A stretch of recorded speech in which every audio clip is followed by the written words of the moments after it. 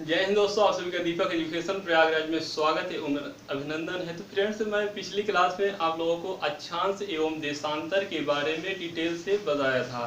तो आज अक्षांश और देशांतर से जो भी प्रश्न बन सकते हैं वो सभी के सभी प्रश्न आज मैं आप लोगों को बताऊंगा। अक्षांश और देशांतर के जितने भी प्रश्न पूछे गए हो, चाहे आईएएस में हो या पीसीएस में हो या अदर एग्जाम में, जितने भी प्रश्न आज तक पूछे गए हैं वो सभी के सभी प्रश्न आप लोगों को आज मैं सॉल्व कराऊंगा। तो फ्रेंड्स, पहला प्रश्न आप देखिएगा सॉरी पहला प्रश्न आप देखिएगा, स्क्रीन पर आपके दिखाई दे रहा होगा। एक स्थान की जो सही अक्षांशी स्थिति हो सकती है वह है, ये प्रश्न है। और ऑप्शन ए में आपका है 91 डिग्री उत्तर, ऑप्शन बी में है 45 डिग्री पूर्व, ऑप्शन सी में है 45 डिग्री दक्षिण और ऑप्शन डी में है 91 डिग्री पश्चिम। तो आप प्रश्न पढ़िए अच्छे से पहले कि पहला प्रश्न है, एक स्थान की जो सही अक्षांशी स्थिति हो सकती है वह है। यहाँ पर अक्षांश की बात हो रही है फ्रेंड्स। क्या अक्षांश की बात हो रही है? मैं पिछली क्लास में आप लोगों को डिटेल से बताया था कि ये 0 डिग्री की रेखा है। 0 डिग्री के ऊपर 90 डिग्री तक, यानी 90 अक्षांश रेखा ऊपर की ओर खींची गई है उत्तर की ओर, और 90 ही अक्षांश रेखाएं दक्षिण की ओर खींची गई है। तो आप ऑप्शन से ही कर सकते हैं। देखिए, पहला ऑप्शन ए में है 91 डिग्री उत्तर, तो 91 डिग्री तक है ही नहीं, इसका मतलब ये हो ही नहीं सकता। फिर है 45 डिग्री पूर्व। आप जानते हैं कि देशांतर रेखाओं से पूर्व और पश्चिमी गोलार्ध का निर्धारण होता है, जबकि अक्षांश रेखाओं से ही उत्तर और दक्षिण की दक्षिणी गोलार्ध का निर्धारण होता है। चूंकि यहाँ पर अक्षांश की बात हो रही है तो 45 डिग्री पूर्व हो ही नहीं सकता। ऑप्शन सी है 45 डिग्री दक्षिण, ऑप्शन सी है 45 डिग्री दक्षिण, यही आपका ऑप्शन सी आंसर होगा। 91 डिग्री पश्चिम है, लेकिन पश्चिम देशांतर होता है, अक्षांश रेखा कोई भी नहीं होती है। अब आप देखिएगा दूसरा प्रश्न। दूसरा प्रश्न है, निम्नलिखित में से कौन सा एक ग्लोब पर बृहत वृत्त नहीं है? निम्नलिखित पर कौन सा एक ग्लोब पर बृहत वृत्त नहीं है, ये प्रश्न है। और ऑप्शन है विषुवत रेखा, मुख्य देशांतर रेखा, 60 डिग्री पूर्वी देशांतर रेखा और 60 डिग्री उत्तरी अक्षांश रेखा। तो आपको यह पता होना चाहिए फ्रेंड सबसे पहले कि जो ये ग्लोब है, ग्लोब पर जो ये लंबवत रेखाएं खींची गई है, इसी रेखाओं को ही देशांतर रेखा कहा जाता है। तो जो ये लंबवत रेखाएं खींची गई है, ये 0 डिग्री मान लीजिए, तो यहाँ इससे इस साइड पूरब की ओर 180 रेखाएं खींची गई हैं और पश्चिम की ओर भी 180 रेखाएं खींची गई हैं। दोनों को जब मिला दिया जाता है एक दूसरे के विपरीत रेखा को, तो एक बृहद वृत्त का निर्माण होता है और टोटल 180 बृहद वृत्त का निर्माण देशांतर रेखाओं से बनता है।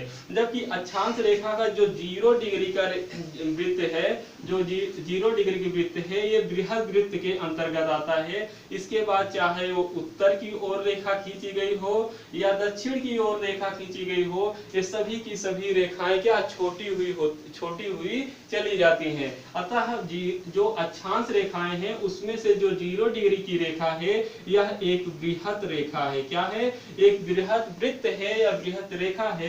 तो ये अगर देशांतर की रेखाओं की बात की जाए तो वो तो सभी के सभी देशांतर रेखाएं क्या है, वो सब बृहत वृत्त हैं। जबकि अक्षांश रेखाओं में केवल और केवल 0 डिग्री की है रेखा बृहत है, या इसी को विषुवत रेखा या भूमध्य रेखा। तो ऑप्शन इसमें क्या दिया गया है?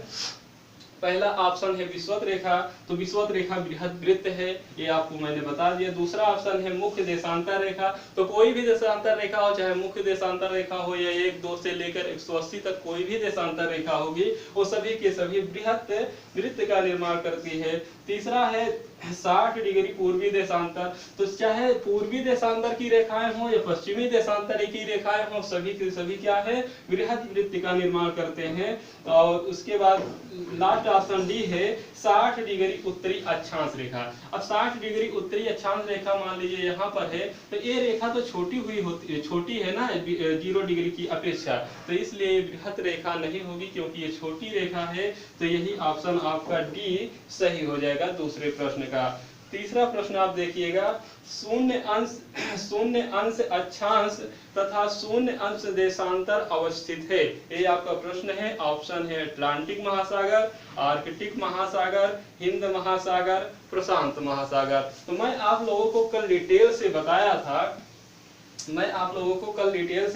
था कि जो 0 डिग्री की अक्षांश रेखा है, 0 डिग्री की जो देशांतर रेखा है, इसी को ग्रीनविच रेखा कहा जाता है, या इसी को जीएमटी कहा जाता है, या इसी को आईएसटी कहा जाता है, या इसी को 0 डिग्री की प्रधान देशांतर रेखा कहा जाता है। तो जो ये 0 डिग्री की रेखा है, ये 8 देशों से होकर गुजरी है। और आप देखिएगा, ये अफ्रीका महाद्वीप है, आप मानचित्र से देख सकते हैं। ये क्या है? ये अफ्रीका महाद्वीप है। तो ये ऐसे रेखाएं आई है।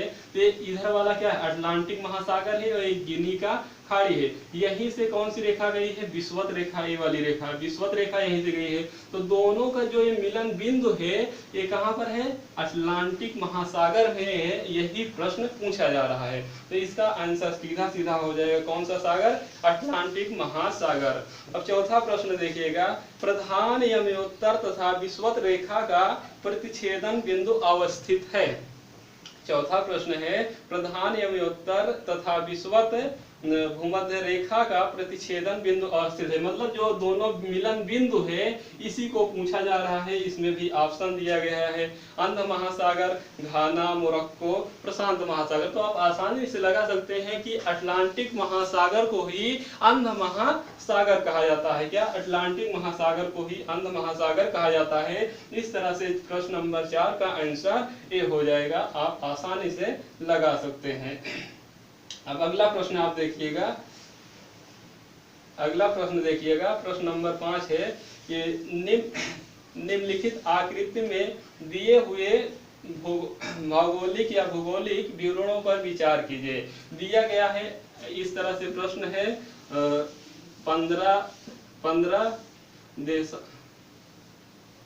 15 डिग्री एन मतलब नॉर्थ लाइन या नॉर्थ रेखा, और 15 से 50 नॉर्थ तक गया है ना लाइन। और दूसरा दिया गया है 5 ईस्ट से 6 ईस्ट तक। तो पूछ रहा है ये कहाँ पर अवस्थित है, यह स्थान जो है ये कहाँ पर ये बिंदु अवस्थित है। ऑप्शन दिया गया है उत्तरी अमेरिका, दक्षिणी अमेरिका, यूरोप और एशिया। इसको मैं मैप से आप लोगों को बता दे रहा हूँ। 1 मिनट देखिएगा, इसको मैं मैप से बता देता हूँ। देखिए, ये जो कौन सी, ये 0 डिग्री की अक्षांश रेखा है। कौन सी है? ये 0 डिग्री की अक्षांश रेखा है। पूछ रहा है, अब यहां से 1 मिनट, ये कौन सा? ये भूमध्य रेखा है, ये विषुवत रेखा। तो जो इससे पहले प्रश्न बनाया गया तो यहीं पर मिल रहा है, गिनी की खाड़ी में। लेकिन जो ये अभी का प्रश्न है, ये कह रहा है कि 15 डिग्री नॉर्थ से 50 डिग्री नॉर्थ। मतलब यहाँ से ऐसे आप गुजरते चले जाएंगे तो यहाँ पर ऐसे आप गुजरते चले जाएंगे तो यहाँ पर मान लीजिए 15 है, 15 से लेकर 50 तक, ये उत्तरी गोलार्ध है ना। 15 से 50 तक कह रहा है। उसके बाद फिर कह रहा है 5 से 6 तक। कहाँ से? 5 से लेकर 6 तक। ये पूछ रहा है किस महाद्वीप में अवस्थित है। तो आप मैप से आसानी से लगा सकते हैं, 15 के ऊपर ही होगा। और यहाँ 5 से 7 ये वाला क्षेत्र पूरा का पूरा है। ये क्षेत्र कौन सा है? यूरोप है। तो आप आसानी से आंसर इसका लगा सकते हैं। कौन सा है फ्रेंड्स? तो यूरोप है। तो इसको आप मैप से आसानी से समझ सकते हैं। अब अगला प्रश्न देखिएगा, प्रश्न नंबर 6 कह रहा है, एक विमान 30 डिग्री उत्तरी अक्षांश और 50 डिग्री पूर्वी देशांतर से उड़ान भरता है। मतलब एक विमान है, वह 30 डिग्री उत्तरी अक्षांश से और 50 डिग्री पूर्वी देशांतर से उड़ान भरता है और पृथ्वी पर विपरीत सिरे पर नीचे उतरता है। वह कहाँ पर उतरेगा? ये आपका प्रश्न है। ये क्या है? आपका प्रश्न है फ्रेंड। क्या है? ये आपका प्रश्न है कि जो ये मान लीजिए पृथ्वी है, क्या है फ्रेंड्स? ये पृथ्वी है।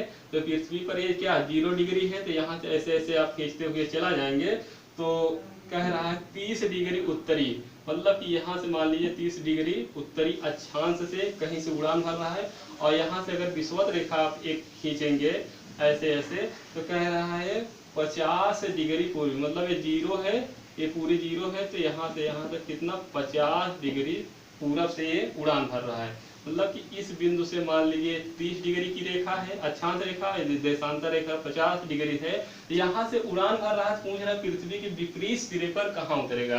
तो 50 का विपरीत क्या हो जाएगा, अगर 30 डिग्री अक्षांश रेखा का ये उत्तर में है तो दक्षिण हो जाएगा इसका आंसर, क्या इसका दक्षिण हो जाएगा 30 डिग्री, यहाँ कहीं आएगा ना।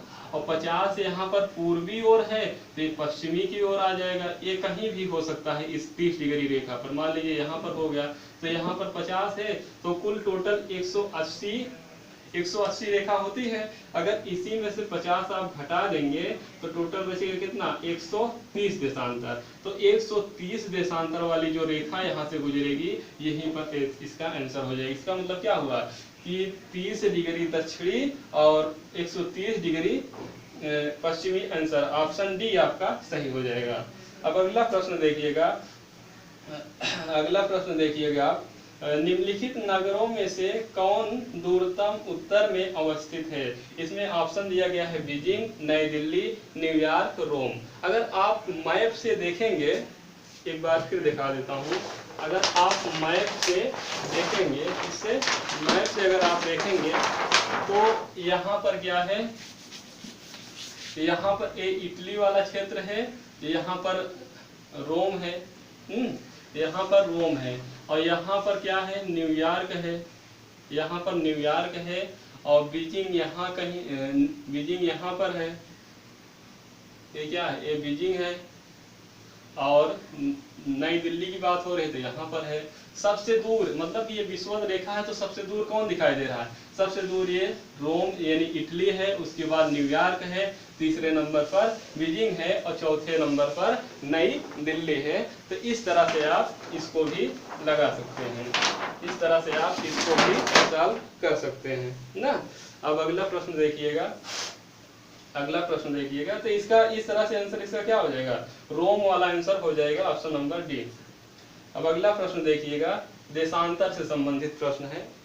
अभी तक अक्षांश रेखाओं से संबंधित प्रश्न था, अब देशांतर से संबंधित प्रश्न देखते हैं।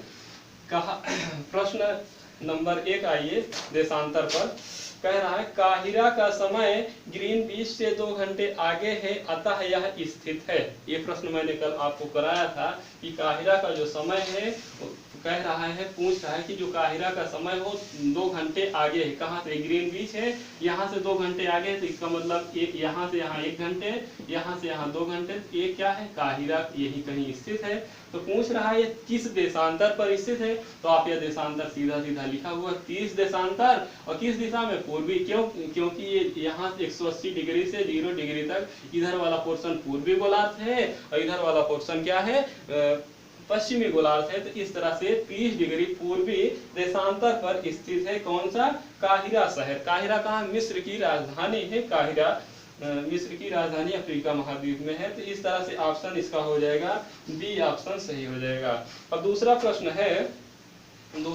है कि 82.5 डिग्री पूर्वी देशांतर पर मध्याह्न मतलब कि दोपहर हो रहा है, तब प्रातः 6:30 बजे किस देशांतर या अंश पर बजेगा। मतलब कि यहाँ पर भारत 82.5 डिग्री है, तो भारत में कह रहा है क्या हो रहा है, भारत में दोपहर है, मतलब मध्याह्न को मतलब दोपहर ही होता है, क्या दोपहर ही होता है, दोपहर ही होता है। तो दोपहर मतलब 12 बजे है। तो पूछ रहा है कि 6:30 बजे किस देशांतर पर होगा। तो आपको पता है 0 डिग्री के अगर आप पूरब की ओर जाएंगे तो समय बढ़ता जाएगा, और 0 डिग्री पश्चिम की ओर आएंगे तो घटता जाता है। तो 0 डिग्री से क्या 82.5 डिग्री जो है, यहाँ से आप देख लीजिए कि कहाँ पर 6 बजेगा। तो 1 घंटे का अंतर, 2 घंटे का, 3 घंटे का, 4 घंटे का, 5 घंटे का।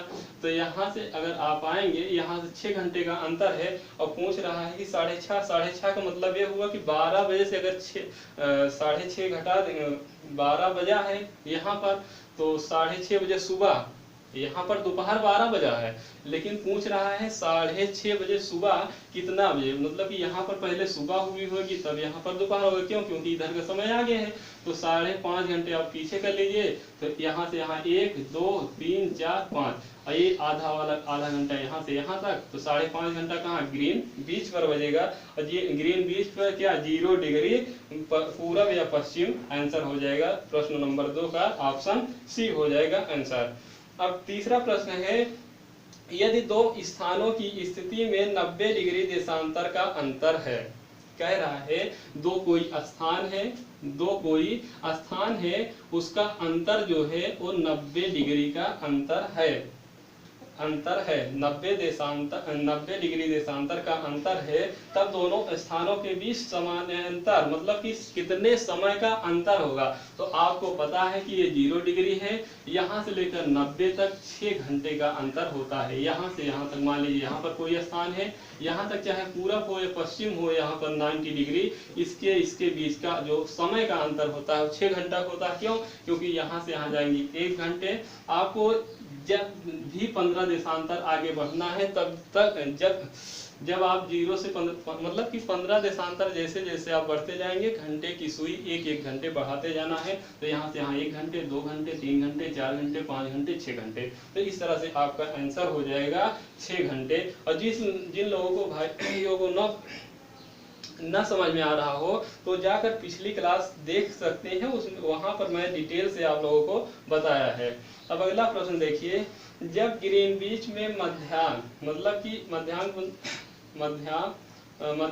दोपहर है, एक जगह का स्थानीय समय 5 बजे शाम है, निम्नलिखित में वह कौन सा यमोत्तर है जिस पर उपयुक्त जगह अवस्थित है। तो 5 मतलब कि यहाँ पर दोपहर है, जब यहाँ पर दोपहर है, मध्याह्न मतलब दोपहर ही होता है ना, जब 0 डिग्री पर दोपहर है तो आपको जाहिर सी बात है इधर समय बढ़ता जाता है, कि पिछली क्लास में मैं डिटेल से बताया था। तो 5 बजे शाम मतलब यहाँ से यहाँ 1 बजे 2 बजे 3 बजे 4 बजे 5 बजे शाम, तो 5 बजे शाम का मतलब ये कितना 75 डिग्री देशांतर होगा इसका आंसर। तो ऑप्शन बी सही हो जाएगा।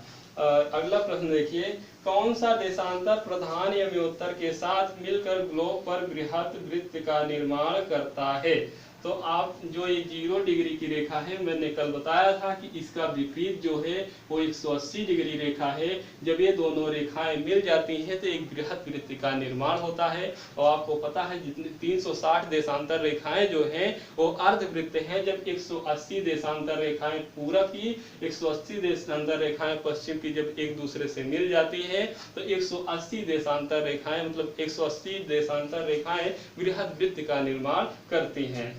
तो इस तरह से 180 0 का विपरीत क्या 180 आंसर हो जाएगा। अगला प्रश्न देखिए, ऑप्शन नंबर इसमें डी सही हो जाएगा। अब अगला प्रश्न देखिए, नई सहस्त्राब्दी के सूर्योदय की प्रथम किरण भारत के किस यमोत्तर पर दिखाई देती है। पूछ रहा है कि भारत में किस जगह पर किस अक्षांश पर सबसे पहले सूर्य की किरण दिखाई देती है। इसका आसान भाषा है। तो आप देखेंगे तो ये क्या है, ये भारत मान लीजिए, ये क्या है भारत है, और यहीं पर क्या है अंडमान एवं निकोबार द्वीप समूह है। तो यहीं पर पोर्ट ब्लेयर है, क्या है पोर्ट ब्लेयर है, और यहीं से 300 किलोमीटर और दक्षिण में और 8 अक्षांश रेखा के समीप यहीं पर एक द्वीप है जिसे कहा जाता है कटचल। कौन सा? कटचल। कटचल द्वीप है, कटचल द्वीप है। तो सूर्योदय जब होता है सुबह तो सबसे पहले भारत में यहीं पर इसी द्वीप पर सूर्य की किरणें पड़ती है। तो इस तरह से आपका आंसर हो जाएगा। और ये अगर देशांतर रेखा पूछा जाए तो ये लगभग है 93 से 94 डिग्री तक। कहाँ ऐसे अगर आप देशांतर रेखा पूछेंगे तो ये जो दोनों ये 93 डिग्री की रेखा है, मान लीजिए देशांतर, ये कितना है 94, तो इसी के बीच है। तो इसका निकटतम आंसर जो होगा वो होगा कौन सा है 93 है, तो वही आंसर हो जाएगा आपका। अगला प्रश्न देखिएगा किसी स्थान का मानक समय निर्धारित करने का आधार होता है। मैं इस प्रश्न को पिछली क्लास में बार बार बताया था कि जो ये 0 डिग्री की रेखा है या जीएमटी है या प्रधान रेखा है, इसी रेखा से पूरे विश्व का समय का निर्धारण किया जाता है। तो इस तरह से ऑप्शन आपका डी आंसर सही हो जाएगा, प्रधान मध्याह्न रेखा। अब अगला प्रश्न देखिएगा, प्रधान यमोत्तर नहीं गुजरती है। कल वाला प्रश्न आ गया ना, कल मैंने एक ट्रिक भी बताया था कि बुरके वाली ने घंटे की माला टांगे, अल्लाह को फंसा ही लिया, अब वह बहुत कम समय में ब्रिटेन पहुंच जाएगा। इस तरह से मैंने 8 देशों के बारे में डिटेल से बताया था। तो पूछ रहा है ना कि प्रधान यमोत्तर नहीं गुजरती है, मतलब कि ऑप्शन दिया गया है अल्जीरिया से, फ्रांस से, नाइजर से, स्पेन से। तो पूछ रहा है कि इसमें से कौन सा देश ऐसा है जहां से प्रधान यमोत्तर नहीं गुजरती है, मतलब कि 0 डिग्री की रेखा नहीं गुजरती है। तो अल्जीरिया से अल्लाह को फंसा ही लिया, तो अल्जीरिया से क्या होगा, अल्लाह से क्या अल्जीरिया हो जाएगा, फंसा से फ्रांस हो जाएगा, और बिना किसी पेन के मतलब कि स्पेन आ रहा है। तो इस तरह से 3 देश तो ये रेखाएं गुजरती है, लेकिन जो नाइजर देश है इस देश से यह रेखा नहीं गुजरती है। इस तरह से प्रश्न नंबर 8 का आंसर आपका हो जाएगा सी। अब अगला प्रश्न देखिएगा, इसमें प्रश्न है प्रधान यमोत्तर गुजरती है।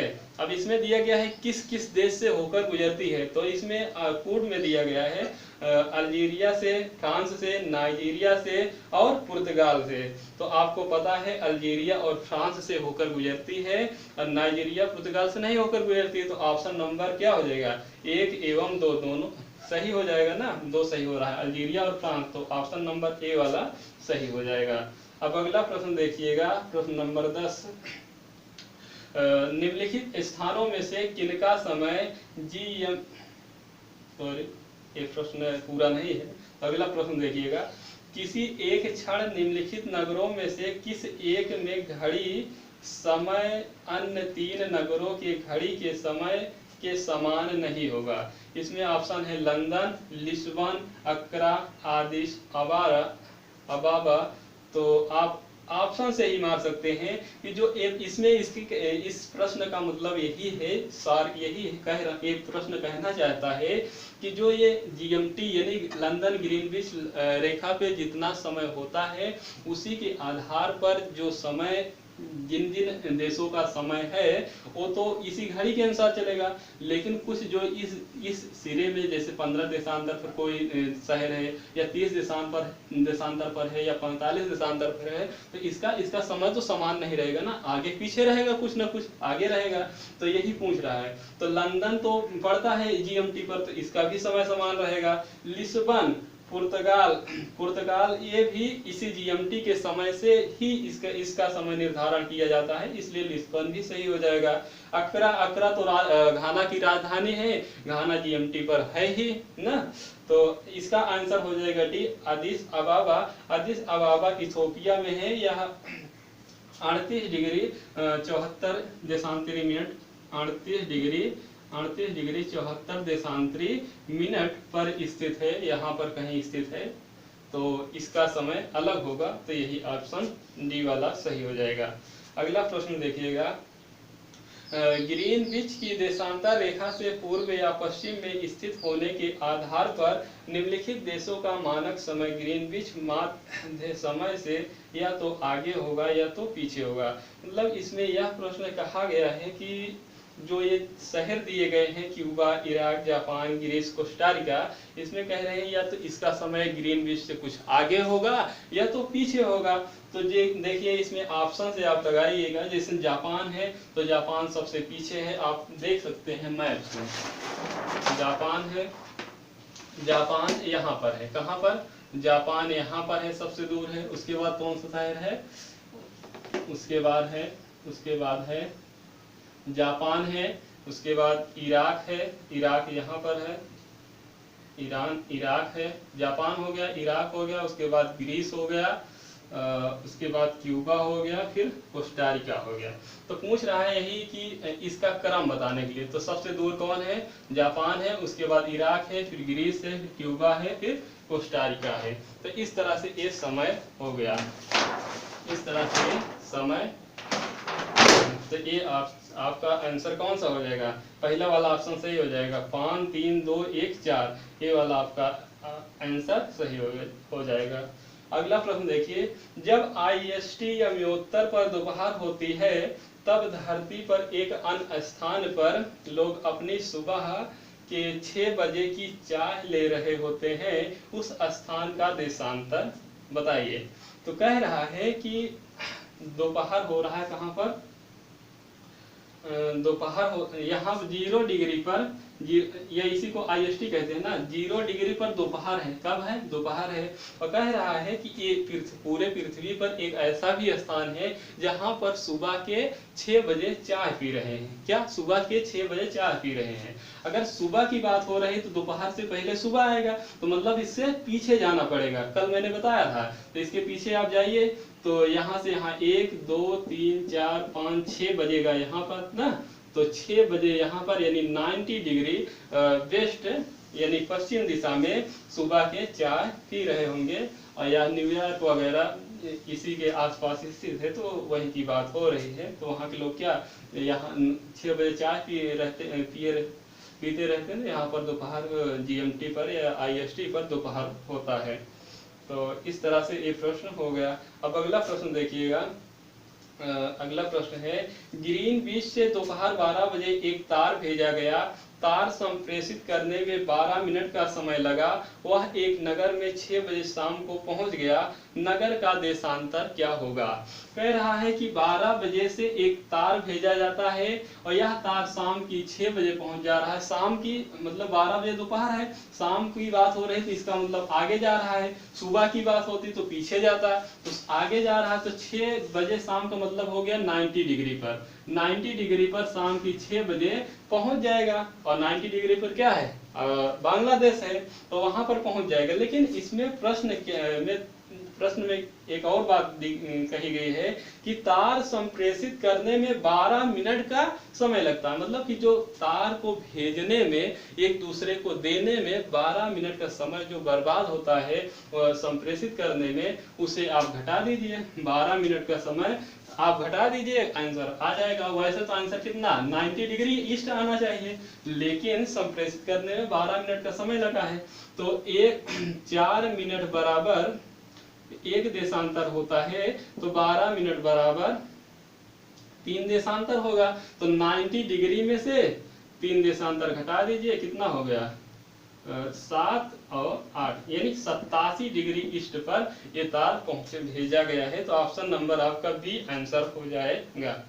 जिन लोगों को भाई समझ में ना आ रहा हो वो पिछली क्लास में जाकर डिटेल से पढ़ सकते हैं, क्योंकि ये सारी बातें जो मैं जल्दी जल्दी बता रहा हूँ, आप भी जल्दी से जल्दी हमसे पहले आप आंसर मार सकते हैं, लेकिन आपको पिछली क्लास में जाना पड़ेगा, आपको अच्छे से समझना पड़ेगा। फिर भी मैं समझाने का प्रयास कर रहा हूँ कि समझ जाइए। अगला प्रश्न है, अंतरराष्ट्रीय दिनांक रेखा यानी इंटरनेशनल डेट लाइन खींची जाती है। ऑप्शन ए है अफ्रीका से होकर, एशिया से होकर, प्रशांत महासागर से होकर, अटलांटिक महासागर से होकर। तो मैं कल बताया था आप लोगों को कि जो बेरिंग जल संधि है, जैसे ये क्या है, ये रूस वाला भाग है, ये अलास्का वाला भाग है, तो यहीं पर बेरिंग जल संधि है। और यह बेरिंग जल संधि आर्कटिक महासागर और हिंद महासागर को जोड़ती है। और इसी संधि से के बगल से ही 180 डिग्री की रेखा गुजरी है। और ये रेखा पूरा का पूरा प्रशांत महासागर में है। यहाँ बेरिंग जल संधि से लेकर न्यूजीलैंड तक यह रेखा जाती है और रास्ते में 8 स्थानों पर मुड़ी हुई है। मुख्य रूप से 3 स्थानों पर, लेकिन वैसे अगर देखा जाए तो 8 स्थानों पर मुड़ी हुई। जैसे यहाँ से चली तो यहाँ पर अलास्का रूस वाला क्षेत्र है, तो ऐसे मुड़ी, फिर सीधा आई, फिर उसके बाद ऐसे गई, फिर कुछ इस तरह से आई, ऐसे इस तरह से, फिर यहाँ से इस तरह से ऐसे मुड़ती हुई 180 डिग्री की रेखा चली गई है। 180 डिग्री रेखा चली गई कहाँ? प्रशांत महासागर में ही है। अगला प्रश्न है कथन और कारण में। पहला प्रश्न है, जो लोग कॉन्सेप्ट जिन लोगों को क्लियर हो गया होगा वो आसानी से आंसर देखो लगा लेंगे। प्रश्न क्या है? कथन ए, तिथि निर्धारक रेखा पर ग्रीनविच से 12 घंटे का अंतर है। मतलब जो तिथि 0 डिग्री की रेखा है, यहाँ से लेकर यहाँ तक 180 डिग्री रेखा तक कितने घंटे का? 12 घंटे का अंतर है। और कारण कह रहा है तिथि निर्धारक रेखा 180 डिग्री देशांतर पर स्थित है। तो सही बात है, समय का निर्धारण यहाँ से किया जाता है, जबकि तिथि का निर्धारण 180 डिग्री से किया जाता है।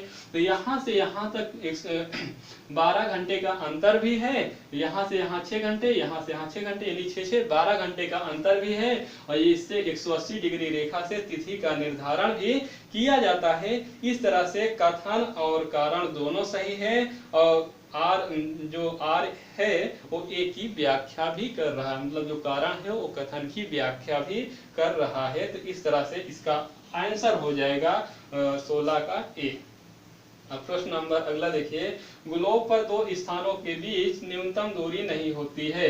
मतलब ग्लोब है, दो स्थानों के बीच न्यूनतम दूरी नहीं होती है। तो यहीं से आप आंसर हो जाएगा। जो ये बेरिंग जलसंधि है, यहाँ से जब 180 डिग्री की रेखा खींची जाती है तो यहाँ पर स्थल होने के कारण जब मुड़ जाती है तो इसकी दूरी कम ज्यादा होने लगती है।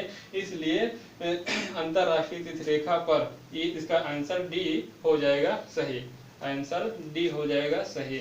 अगला प्रश्न देखिएगा, यदि पृथ्वी के घूर्णन की दिशा उत्क्रमित कर दिया जाए, मतलब पृथ्वी अभी तक पश्चिम से पूर्व की ओर घूम रही है या मूव कर रही है या चल रही है, अब इसको उत्क्रमित कर दिया जाए, यानी पूरब से पश्चिम दिशा की ओर चलने लगे, तो क्या होगा? कह रहा है यदि पृथ्वी के घूर्णन की दिशा उत्क्रमित यानी कि पूरब से उत्तर की ओर कर दिया जाए, तो जब अंतरराष्ट्रीय तिथि रेखा पर दोपहर होंगे तो भारतीय मानक समय पर क्या कितने बजे होंगे, या क्या यहाँ पर मान लीजिए दोपहर है तो यहाँ से यहाँ 90 डिग्री तक 6 घंटे का अंतर है, तो 6 घंटे हो गया। और यहाँ से यहाँ 82 पे आधे घंटे का अंतर है, तो 6.5 घंटा आपका आंसर। आसानी से आप मार्क्स लगा सकते हैं कि 6.5 घंटे इसका आंसर होगा। 6.5 घंटे इसका आंसर होगा। अब अगला प्रश्न देखिए, निम्नलिखित में से कौन सा एक जलडमरू मध्य अंतरराष्ट्रीय तिथि रेखा के सर्वाधिक निकट है? प्रश्न आ गया जो मैंने अभी बताया अभी कि निम्नलिखित में से कौन सा एक जलडमरू मध्य अंतरराष्ट्रीय तिथि रेखा के सर्वाधिक निकट है? तो इसका आंसर आप सीधा लगा सकते हैं बिना कुछ पूछे समझे सोचे, बेरिंग जलसंधि, ऑप्शन नंबर बी। तो अगला प्रश्न देखते हैं। अगला प्रश्न है और पूछे भी गए हैं, आपको दिखाई दे रहा होगा कि कितने लेवल के प्रश्न सॉल्व कराया जा रहा है बहुत ही आसानी से। अगला प्रश्न देखिए, IAS में पूछा गया था प्री में, एक जहाज एल्यूसियन द्वीप समूह के पूर्वी छोर से डच हार्बर की ओर जा रही है। यह 1 जनवरी 1999 को 23:30 पर 180 डिग्री यमुनोत्तर को पार करता है। यमुनोत्तर को पार करने के समय से 1 घंटे की यात्रा करने के बाद जहाज का कप्तान अपनी डायरी में कौन सा समय या तिथि दर्ज करेगा? तो आप इसको मैप से देखिए, पहले कहाँ पर है एल्यूसियन द्वीप, तो आप इसको देख सकते हैं, फ्रेंड्स।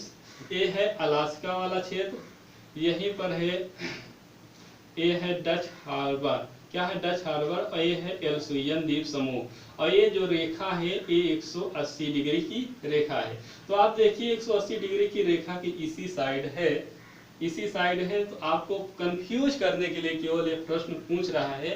तो आपका आंसर सीधा हो जाएगा,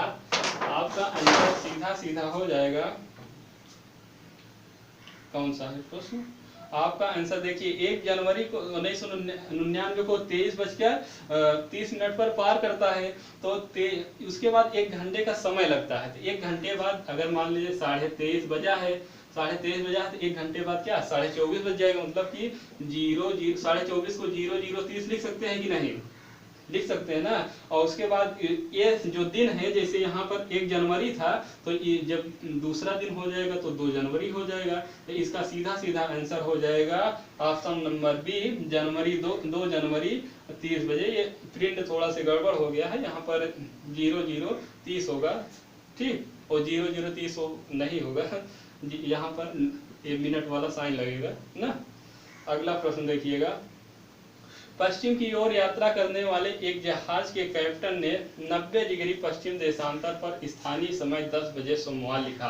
मतलब कि पश्चिम की दिशा यात्रा कर रहे हैं कौन, जहाज के कैप्टन महोदय, और यहाँ पर इन्होंने 10 बजे लिखा है, यहाँ 90 डिग्री पर 10 बजे इन्होंने समय दर्ज किया, और दिन कौन सा, सोमवार लिखा। कौन सा दिन, सोमवार इन्होंने दर्ज किया। अब पूछ रहा है यदि उसके जहाज की गति वही है जो पृथ्वी के घूर्णन की गति, मतलब जो ये जहाज जा रही है वो इतनी तेजी से जा रही है जितनी तेजी से पृथ्वी गति कर रही है, यानी कि घूर्णन कर रही है, तो अंतरराष्ट्रीय तिथि रेखा पर वह किस स्थानीय समय या और किस दिन प्राप्त करेगा। मतलब कि जब वो अंतरराष्ट्रीय तिथि रेखा को जब पार करेगा तो या स्थानीय समय, अंतरराष्ट्रीय तिथि रेखा पर वह किस स्थानीय समय और दिन को करेगा, मतलब पार नहीं कर रहा है, इसी पर किस स्थानीय दिन, मतलब कौन सा दिन लिखेगा अपनी डायरी में और कौन सा समय। वैसे अगर यहाँ से यहाँ अगर आगे जाएंगे तो 6 घंटा है, तो इस तरह से 16 घंटे हो जाएंगे,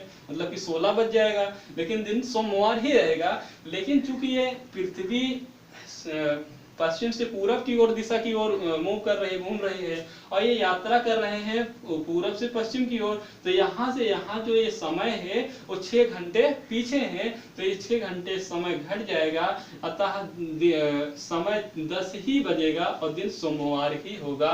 ऑप्शन नंबर इसका 10 सोमवार, ऑप्शन नंबर भी इसका सही हो जाएगा।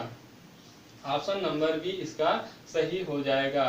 अब अगला प्रश्न देखिए, ये भी यूपीपीसीएस में पूछा गया है, किसी जहाज को सबसे कम समय में एक स्थान से दूसरे स्थान तक जाने के लिए निम्न में से किसे मार्ग बनाना चाहिए। मतलब ये कह रहा है प्रश्न कि आपको किसी स्थान से दूसरे स्थान तक जाना है तो आप कौन सा मार्ग तय करें कि कम से कम समय में आप पहुंच जाए। कह रहा है समुद्री धारा का आप प्रयोग करेंगे या समुद्री हवा का आप मार्ग बनाएंगे या अक्षांश रेखा का मार्ग बनाएंगे या देशांतर रेखा का मार्ग बनाएंगे। तो आपको पता है कि अगर देशांतर रेखा आपको पता है तो कम से कम समय में आप सापेक्षता के तरह कम से कम समय में आप देशांतर रेखाओं का मार्ग बनाकर जा सकते हैं। तो इसका आंसर हो जाएगा देशांतर, ऑप्शन नंबर सी।